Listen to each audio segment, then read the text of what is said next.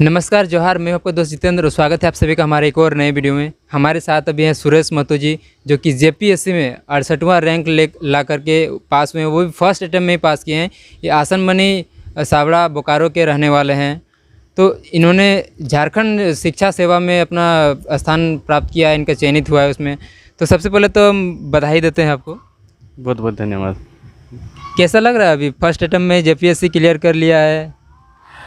First attempt में clear करना एक स्वाभाविक बात है, खुशी की बात होता है कि फर्स्ट अटैम्प्ट में क्लियर हो जाना।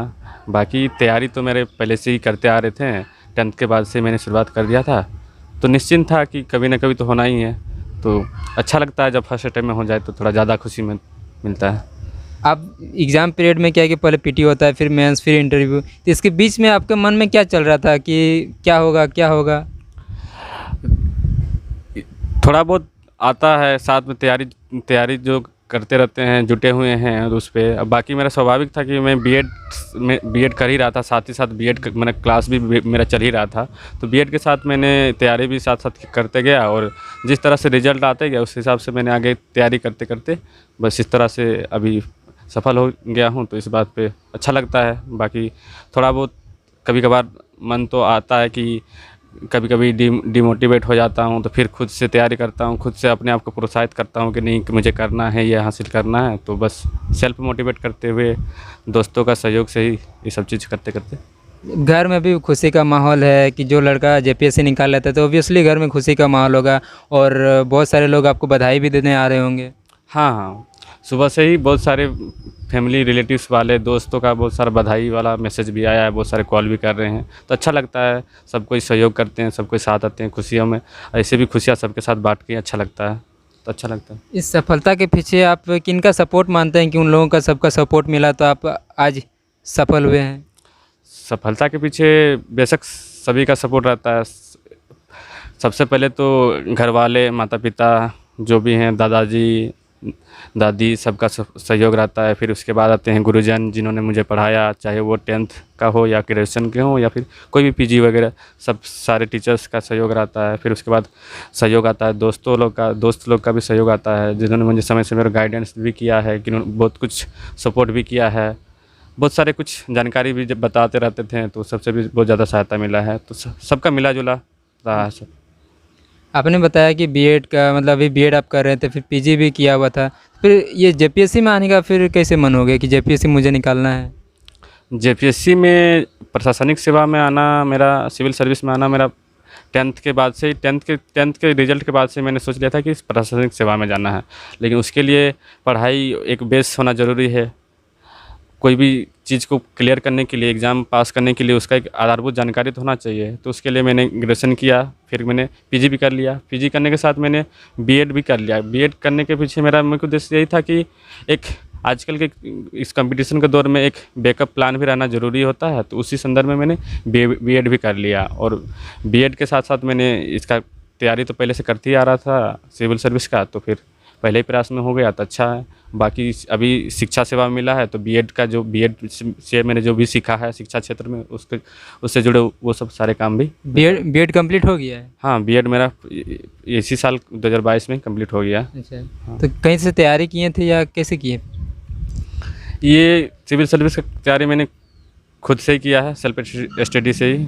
बाकी बहुत सारे यूट्यूब चैनल्स वगैरह से, जो भी यूट्यूब चैनल वगैरह हैं, बाकी दोस्तों का सहयोग था जिन्होंने समय समय गाइडेंस किया, फिर टीचर्स और माता पिता का भी सहयोग रहा है। तो उसी से करते हुए मैंने तैयारी में जुटा रहा। झारखंड शिक्षा सेवा में आप चयनित किए गए हैं, तो ये झारखंड जो शिक्षा सेवा है इसको ही आपने क्यों चुना?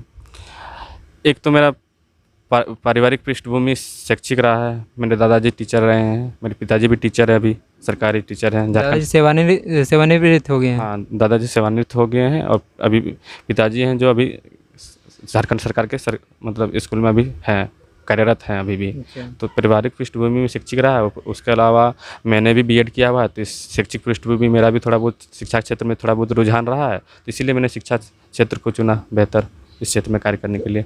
जेपीएससी का जो एग्ज़ाम होता है इसे आप किस लेवल का मानते हैं कि बहुत ज़्यादा टफ होता है या इजी होता है या तैयारी करने से निकल सकता है, कैसा मानते हैं आप? देखिए, अगर आप लगातार मेहनत के साथ बेसिक कॉन्सेप्ट को क्लियर करते हुए पढ़ाई करते हैं तो ये ज़्यादा कठिन नहीं लगेगा।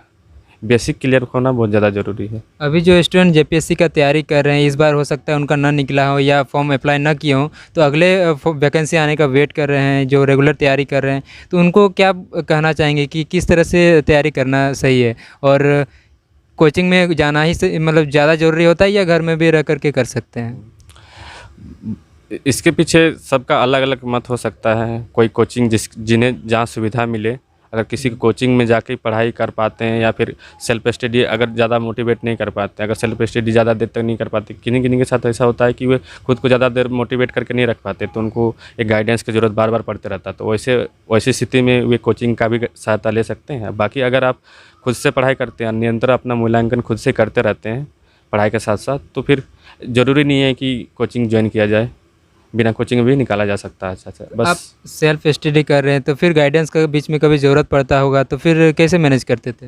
गाइडेंस मेरा वही घर में मेरे पारिवारिक पृष्ठभूमि ऐसा रहा है, तो पिताजी का बार बार पिताजी से बात होती रहती थी इस चीज़ पे लेकर कि ये फॉर्म आया हुआ है, इसको अप्लाई किया जाए, इसको भरा जाए, इसके लिए ऐसे तैयारी किया जाए, तो बीच बीच में बात होता रहता था। बाकी बहुत सारे मेरे फ्रेंड्स जो थे इस क्षेत्र में पहले से ही तैयारी कर ही रहे थे, तो उनका भी सहयोग मिलता रहता था, तो उन्हीं से बातचीत करके ये सब चीज़ धीरे धीरे। ग्रेजुएशन कहाँ किया था आपने? ग्रेजुएशन मेरा संजय बेस कॉलेज रांची से हुआ। अच्छा, हाँ, वहीं पर रह करके पढ़ाई किया था? हाँ, वहीं मैंने रह कर पढ़ाई किया था रांची में।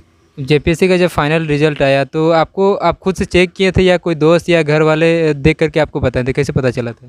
जेपीएससी का रिज़ल्ट आया था तो ये मुझे दोस्त का कॉल आया था कि आ गया रिज़ल्ट, चेक कर लो। तो फिर मैंने बस बोला कि आप अगर रिज़ल्ट देखो तो बता दो मेरा। तो उन्होंने बोला कि पीडीएफ है, आप रोल नंबर बताओ। तो मैंने रोल नंबर बताया, तो उन्होंने चेक करके बताया कि हाँ तुम्हारा है, नाम है इसमें। तो दोस्त के जरिए ही पता चला था। आपने उसके बाद फिर अपने पेरेंट्स को फिर बताया? हाँ, मैंने अपने पेरेंट्स घर वालों को बताया कि मेरा जेपीएससी मेंस में हो गया है, अब इंटरव्यू के लिए जाना है। फाइनल रिजल्ट के बाद फिर पेरेंट्स क्या बोले? फाइनल रिजल्ट आया, पेरेंट्स का वही अच्छा, मतलब काफ़ी ज़्यादा खुश हो गए सुन के ना? हाँ, काफ़ी ज़्यादा सुन के। मेहनत रंग लाया। हाँ, ठीक है, और हम आशा करते हैं कि आप जिस क्षेत्र में आपको कार्यभार संभालने का मौका मिलेगा, पदाधिकारी जिस क्षेत्र में बनाए जाएंगे, आशा करते हैं कि वहाँ के क्षेत्र का विकास के लिए आप अच्छी तरह से अपना काम करेंगे। और बहुत बहुत शुभकामनाएं आगे के भविष्य के लिए। जी, धन्यवाद।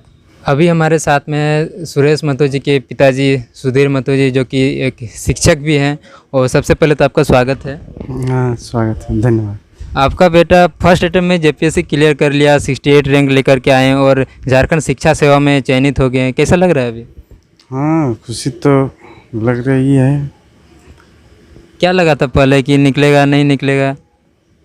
हाँ, वैसे उम्मीद थी, लेकिन बीच में ये बीएड की तैयारी कर रहा था, उसमें कुछ लग रहा था, लेकिन ओवरऑल ठीक रहा। मतलब विश्वास था अपने बेटे के ऊपर कि जिस तरह से वो मेहनत करते हैं, वो कल को रंग जरूर आएगा। अभी कैसा घर में माहौल रह रहा है? हाँ, माहौल में अभी थोड़ा सा बिजी है। मेहमान लोग आए हुए हैं, सुबह चिंतक लोग आए हुए हैं। काफ़ी सारे लोग बधाई देने आ रहे होंगे, मीडिया वाले का भी कांटेक्ट हो रहा होगा। हाँ, उनका भी आ रहा है। अब आगे क्या सोचते हैं कि अब छोटा बेटा को फिर? हाँ, उसको भी सोचे हैं कि वो भी ठीक से तैयारी करे और इसी तरह का रैंक हासिल करे। ठीक है, बहुत बहुत धन्यवाद। आपको भी धन्यवाद।